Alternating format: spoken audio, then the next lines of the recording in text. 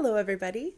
Welcome to Emily's epic Misophonia mayhem video corner thing. I gotta think of a better title for these Misophonia videos, but if you subscribe to my channel for something other than Misophonia, it's okay. I will still have other videos coming out very soon, but I decided to launch a Misophonia series because I, Emily, have misophonia and it's cruddy and horrible, and you're not alone if you have it. So if not, you might be able to learn something new from this video. Today we are talking about the top 5 tips I have for surviving the holidays with misophonia. Misophonia is one of the very few things that if I could go change about myself, I would actually change. It is very difficult, and if you have someone you know and love that says they have misophonia, believe them. So misophonia means hatred of sounds, and it's a lot more than that. It's sounds, it's people who suffer with misophonia deal with crippling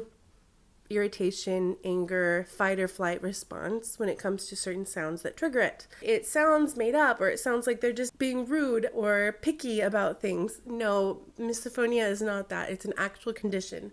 So, and we'll talk more about that in other videos, what it feels like to have a misophonia attack, etc., etc. Welcome to my channel, and let's get into it. So a lot of these are just tips that I really use and live by in day-to-day life, but especially around the holidays when there's parties and feasts and people opening presents and hangouts and coffee dates and everything that happens during the holiday season, especially the Christmas season, which is what I like to celebrate. Here are my top 5 tips for surviving the holidays with misophonia. Stay tuned to number 1, my favorite and most useful tip. Number 5, plan ahead. This sounds like an easy, basic tip, right? Think about the table layout, especially if one of your triggers is chewing, which is one of almost everybody I know who has misophonia. Think about the table layout. Think about what sounds you will be hearing, what will be bothering you, what things will be triggering, and plan ahead. So I like to map my holiday events out before I even get there. I think about who I can sit by, who I know and who knows me and what I'm going through. I think about what sounds I need to avoid, and I kind of map ahead what is going to be going on. So I have an idea of what to expect when I get there, because it is very difficult when you go into a situation blind and there's all these triggers and you don't know what to do. Plan ahead. Think about where you're going to sit. Let people know where you're going to sit. Think about the things you need and don't need around. Bring the things you need, your tools, which I will get into, about what would be most helpful or not helpful in a misophonia attack. Make a plan. Make an escape plan if you need to. If you need to up and out, get out of there, figure it out. Part of the plan can be my next 4 tips.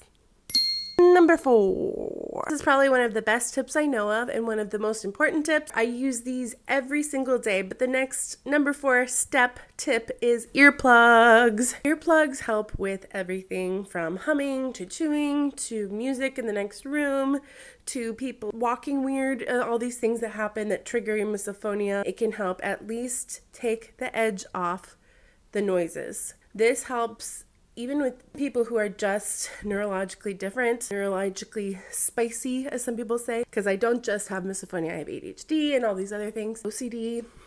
But earplugs help with all those things. It just helps the stimulation lower a little bit. It's really beneficial to have earplugs for all sorts of events, but especially the holidays when there's lots of eating and chewing and things happening that you don't want to happen. I use this brand of earplugs. I'll put it right here. Does it look like I'm holding them? People don't have to know you're wearing it, and if they do ask and you're embarrassed, you don't have to be embarrassed. Just tell them, oh yeah, I do this just to help me relax a little bit. It just takes the edge off things, if you know what I mean, and you can make a joke about it. That's what I do. I often like to joke about what I'm going through. It kind of takes the edge off the embarrassment. I'll just be like, oh yeah, these bad boys get me through life. So earplugs. I'm sure most people with misophonia already use earplugs. I've used these every day of my life for probably 20 years. I use them at night. I use them at certain meals, at movie theaters, because I can still hear through them what I need to hear. Movies, music, if someone's talking to me, I can still hear. It just takes the extra little noise away. Tip number 3. Sleep. You heard me. Sleep. Now, this one sounds silly and like, why would you say sleep? Of course, sleep. You know, I've noticed if I'm sleep deprived, if I'm sick at all, things like this, if my immune system is down, not only am I in a worse mood anyways, but it way elevates my misophonia sensitivities. Sleep is so important for people with misophonia. I'm really bad at it. I have insomnia and all these things that keep me up at night. OCD, misophonia keeps me up at night, and I've lost many hours a night of sleep. But as much sleep as you can before a big event, especially like a family dinner or a new date with a person and you don't know if they're going to chew really loudly, get lots of sleep. It's so important to sleep, sleep, sleep. And also in other ways, take care of your body so you're ready for the stress of it all. And so you can really get through things being prepared. A lot of this video is just about being prepared. That's what helps you the most. Get some sleep. You don't want to go into a family meal with good old Uncle Joe, the loud chewer, and you haven't slept and you're already irritated and you just want to leave in fight or flight, because that will happen if you don't get any sleep. Number 2. 2 is one of the harder tips I have, and it is that it is okay to say no. It's really hard to say no, but sometimes you have to protect your body, mind, and soul. It is okay to say no to something that if you said yes to would set yourself up for failure.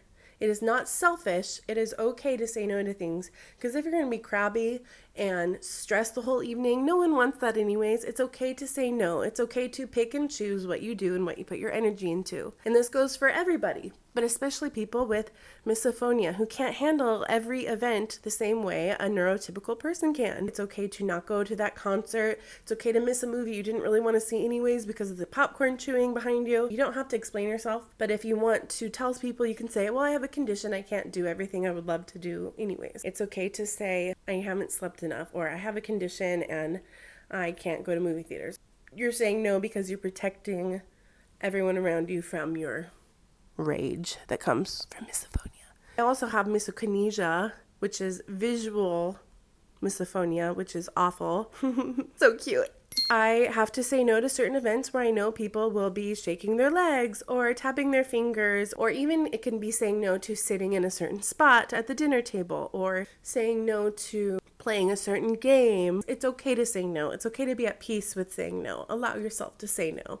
You deserve it. Everyone around you deserves it too. And my final and best tip that I have that is so important, number 5, is find a trusted person before every event that you can tell, warn, and talk to about your misophonia. This is so important. For 20 plus years, I suffered in silence, not even knowing what misophonia was, just thinking I was an annoying, awful person, bothering my siblings and family, and not knowing what it all meant, being confused at what I was even dealing with. And once I discovered what misophonia was, first of all, great relief knowing that it's an actual condition and that I'm not alone. And I began talking to my husband about it, to my mom about it, to my sister about it, to my aunt about it. And this was really helpful. Now, do they still understand it all the time? Absolutely not. A lot of times it's still bothersome to them. Finding a trusted person that really understands and can help get you through an event is so important and so helpful. You will not regret it. I've had many family events where my aunt has knowingly known my situation and put me in a specific spot. For instance, rocking chairs. When people are rocking, it's a misokinesia and misophonia thing.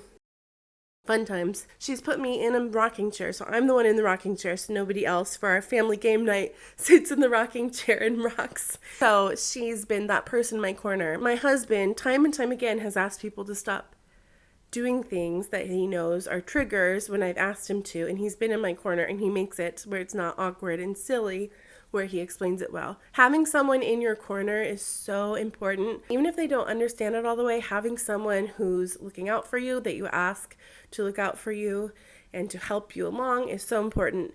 And if people don't understand that you try to confide in, tell them it's an actual condition. You're not just making it up.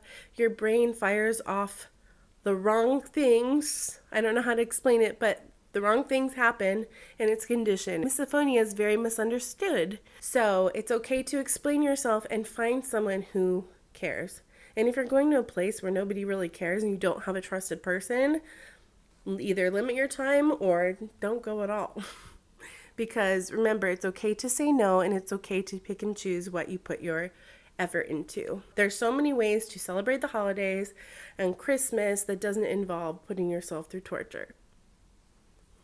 So there you have it. I know I'm missing some little extra things I wanted to say about some of those tips, but those are my tips. Those are my 5 tips I basically live by, especially during the holiday season. It is literally the best time of year and you want to prepare yourself. Prepare. Plan ahead, use earplugs, sleep and take care of your body. Remember, it's okay to say no. And beforehand, talk to a trusted person. Make a plan with them. Get them to listen and understand as best as you can. And if they don't, it's okay to say no. Once again. I have so many more videos that I want to do. Comment down below if you like this, if you have misophonia, what your situation is, how long you've had it or noticed you've had it. What are your tips that you also do? Sometimes I wish I had blinders for misokinesia. If you have misokinesia, let me know and I can make a misokinesia video. I also want to make a video talking about what it feels like to have a misophonia attack because yay, they're awful. Let me know if you like this video. And if you're not here for this, don't worry. There'll be more kind of travel-y type videos coming out and other reels and such. Happy holidays. Merry Christmas. I hope everything goes well for you and your family and your trusted person and all the events that you go to and put your time and energy into. God bless you, and I'll see you in the next one. Bye-bye. More misophonia adventures coming out soon. It'll be fun. Love you guys. See ya.